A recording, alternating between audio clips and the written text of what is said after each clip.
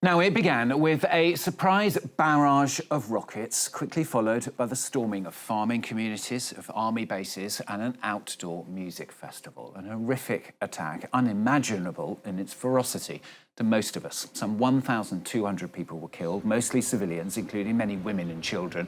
251 other people were abducted, becoming then the hostages whose fate has caused so much ongoing pain. Part of our coverage today here on France 24 in Perspective. I'm joined now on the programme by our trauma and therapy expert, Dr. Tuly Flint, who supports victims of terrorist acts, accidents and former combatants.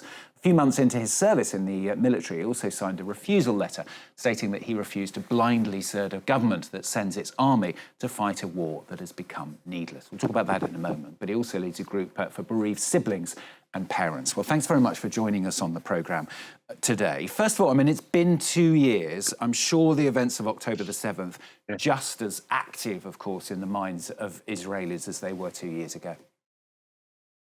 Yeah, that's the main problem, because, you know, we haven't stopped to mourn and grieve for the death and for the disaster for both nations.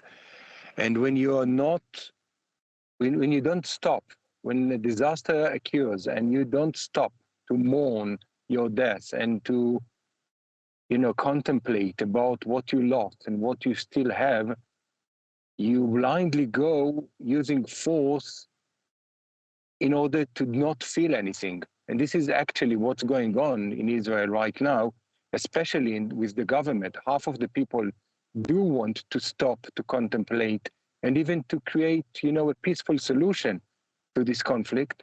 But when the government did not stop, when the army did not stop, and when blasphemy and bad mouthing of the Palestinian community in all over both Israel and Gaza hasn't stopped, so we're not able to recover. So yes, the 7th of October feels like it is the same as if it was 2 years ago, few hours ago. So how do these problems actually affect your mind, if you like? I mean, obviously people have been horrified by events on both sides of the border, but if you're actually involved in that personally, or if you have a relative or a friend who's been killed, what happens within your mind, and how do you try, if you can, to cope with that? I think all the people between the river and the sea, as people like to say, are traumatized. In that sense, we all suffer from post-traumatic sensitivity disorder, and many of us would suffer from post-traumatic stress disorder. But we don't know that yet until the end of the war. That's why we oppose this war. We need to stop and recover and help each other. Both nations should work with that. And as you said, the bereaved people from both sides and the power structure is so much that the reason that we refuse to participate in this war is the demolishing of the Gaza communities, the democide that takes place, and what seems to be a genocide that takes place, because the amount that the death toll, especially of children and innocent people on the other side, is killing both Israel and Palestine. So in that sense, we are still in what you might call, as a trauma expert, acute stress reaction or acute stress response. Many of us suffer from PTSD, many of us suffer from post-traumatic sensitivity disorder. And when I work with the Palestinian side and I work with both sides preventing trauma and trying to prevent the PTSD, you see that this ongoing toll of an ongoing stress is demanding, and we all suffer from an intense fatigue by what we experience as an ongoing blindness of governments and organizations from both sides to the suffering of civilians. And how have you coped with it yourself? I mean, refusing to serve in the military, I'm sure you've had an awful lot of support and understanding from people. I assume you've also had a lot of abuse as well. I mean, how difficult has it been yourself coping with it? It's very difficult. I was in the Israeli army first as a commander, then a regiment commander, and then since 2012 as a mental health officer. I know many people and many people trusted me.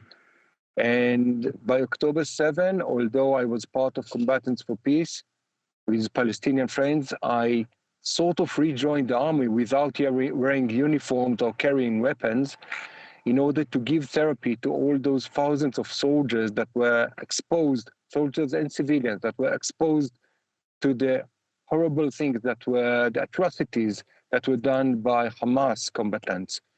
But then after, during, and I think around March 24, it was obvious that this war is not waged in order to release the hostages, but in order to demolish Gaza. And this is not something that me or any other logical person or rational person in Israel would want. And we are now, and I was attacked by many people, many people said that they refuse to work or to listen to what we say.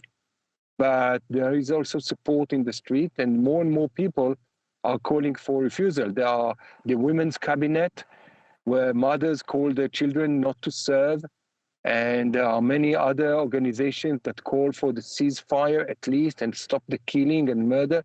And it has to be said, even though there is supposedly a ceasefire now, 77 people from Gaza lost their lives yesterday, including more than 10 children. So this is something that, as a therapist, as a human being, as someone who cares for Israel, I need to stop. So refusing one now is being more patriotic than serving in the army.